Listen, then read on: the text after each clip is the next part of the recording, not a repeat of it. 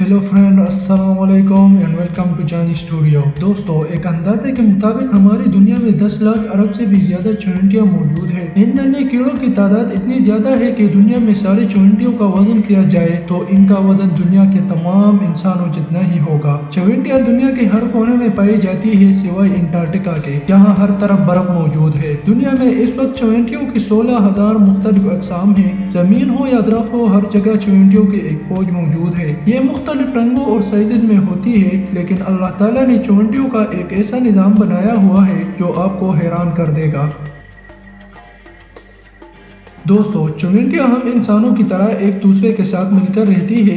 इसको ants colony कहते हैं, यानी चींटियों की कॉलोनी। एक कॉलोनी में 1000 से लेकर 1 लाख तक चींटियां हो सकती है। हर चींटी का अपना अपना काम होता है। कुछ चींटियां जमीन और दरख्तों में सुरंगें बनाती है। कुछ चींटियां मिलकर खाने की तलाश करती है, यानी मरे हुए कीड़े मकोड़ों और खाने के टुकड़ों को अपनी कॉलोनी की तरफ खींच कर लाती है। इनके बारे में ये भी मशहूर है कि इन्हें मीठी चीजें बहुत पसंद होती है, क्योंकि उससे इन्हें एनर्जी मिलती है। दोस्तों, चींटियों की कॉलोनी की अपनी एक अलग फौज भी होती है। ये फौजी चींटियां साइज में बड़ी होती है। ये फौज दूसरी कॉलोनी के चींटियों के फौज से जंग भी लड़ती है और अपनी कॉलोनी की हिफाजत भी करती है। चींटियों की हर कॉलोनी में एक मलका होती है जिसे क्वीन आर्ट कहते हैं। ये चींटी दूसरी चींटियों से बड़ी होती है। मलका चींटी वो वाहिद चींटी होती है जो अंडे देती है। एक मलका चींटी अपनी जिंदगी में करोड़ों अंडे दे सकती है। कॉलोनी की फौजी चींटियां इस मलका की हिफाजत करती है। दोस्तों, हर 500 मलका चींटियों में सिर्फ एक मलका ही जिंदा बच जाती है और यही खुशकिस्मत मलका अपनी कॉलोनी की सरदारनी बन जाती है। बाकी मलका चींटियों को परिंदा वगैरह कहा जाते हैं। कॉलोनी की दूसरी चींटियां एक तरह से इसी मलका के लिए काम कर रही होती है। एक मलका चींटी 30 साल तक जिंदा रह सकती है, जबकि दूसरी चींटियां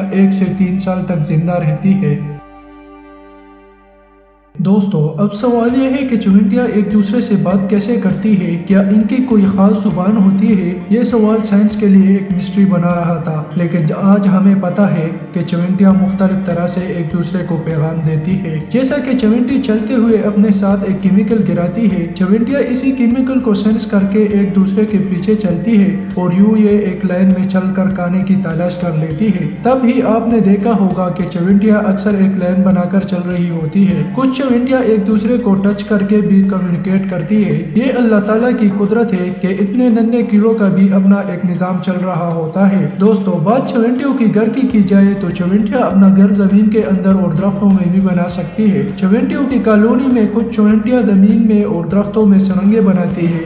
इन सुरंगों के अंदर इनके अंडे, खाना और इनके बच्चे मौजूद होते हैं। दोस्तों, एक चींटी अपने लिए एक काम नहीं करती, सिर्फ अपने कॉलोनी के लिए काम कर रही होती है। जब इस कॉलोनी की मलका मर जाती है तो यही चींटियां एक नई मलका को बड़ा करती है। लेकिन जब एक कॉलोनी में कोई मलका नहीं होती तो चींटियों की ये कॉलोनी आहिस्ता आहिस्ता खत्म हो जाती है। दोस्तों, चींटियां हमारी दुनिया के लिए भी जरूरी है। ये मरे हुए कीड़ों और जानवरों को खा जाती है, जिससे हमारा एनवायरनमेंट साफ रहता है। चींटियां दरख्तों वगैरह में जो कीड़े और पत्तों को लेकर आती है, उनकी बाकियात से दरख्त फर्टिलाइज भी हो जाती है। किसी जंगल की दरख्तों में रहने वाली चींटियां हो या फिर हमारे घरों में रहने वाली चींटियां, इनकी जिंदगी और रहने का तरीका इंतहाई दिलचस्प और हैरत अंगेज है।